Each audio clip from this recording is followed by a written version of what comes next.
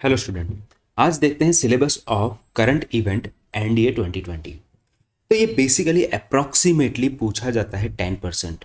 10% means 10 questions and 10 questions means कि 40 marks, right. तो 40 marks के करीब ये पूछा जाएगा और 10 क्वेश्चन से ज़्यादा नहीं आते हैं। एक एनालिसिस मैंने चेक किया तो 8 क्वेश्चन से पूछे गए थे। तो 10 से लेके 8 to 12 क्वेश्चन आप ज़्यादा से ज़्यादा एक्सपेक्ट कर सकते हो, बट 10 से ज़्यादा बहुत ही कम चांसेस है आने के, राइट। सो अब आपको देखना है कि सिलेबस क्या कहता है।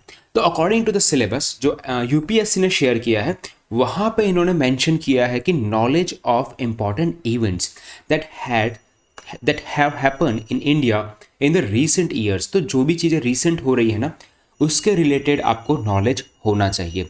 Current important world event, prominent personalities both Indian and international. तो यहाँ पे थोड़ा सा ध्यान रखना है कि प्रोमिनेंट पर्सनालिटीज़ के रिलेटेड पूछा जाता है।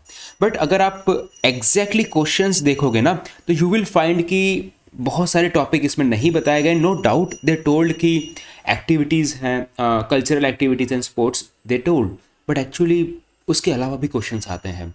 तो उसके लिए मैंने कुछ टॉपिक्स लिख के रखे हैं। सो चलिए डिस्कस करते हैं कि ये टॉपिक्स हैं जो आपको पढ़ने चाहिए apart from what they have told in the official notification.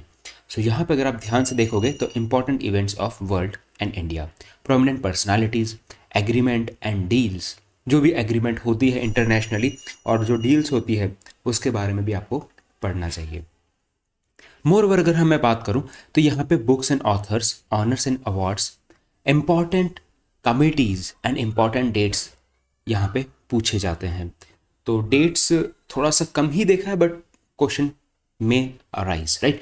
And national and international appointments पे क्वेश्चन हो सकते हैं।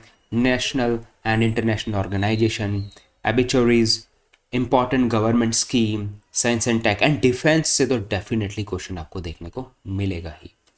तो अब इतना सारा तो हम पढ़ नहीं सकते।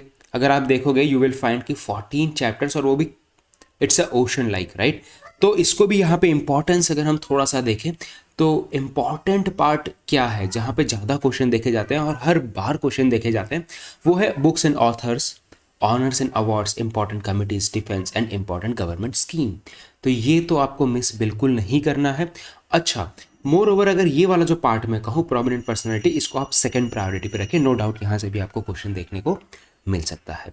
अगर आगे मैं बात करूँ तो नोट, तो यहाँ पे आपको एक चीज़ ध्यान रखनी है, the level of question is easier as compare to other exam like UPSC और सीडीएस। तो सीडीएस के कंपैरिजन में आपको जो यहाँ पे क्वेश्चन देखने को मिलेंगे करंट अफेयर्स के, वो काफ़ी ईजी होंगे, राइट। तो आप ये एक नोट रखिए। Moreover the questions in the NDA are generally asked from the last 6 month.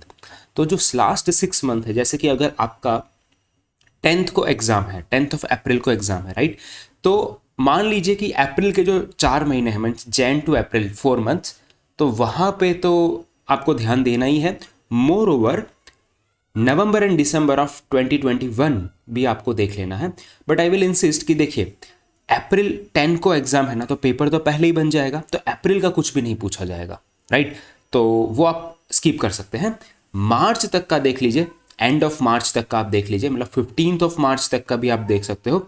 उसके बाद की रिक्वायरमेंट नहीं है बिकॉज पेपर ऑलरेडी बन जाएंगे। तो 15 मार्च तक आप देख सकते हैं।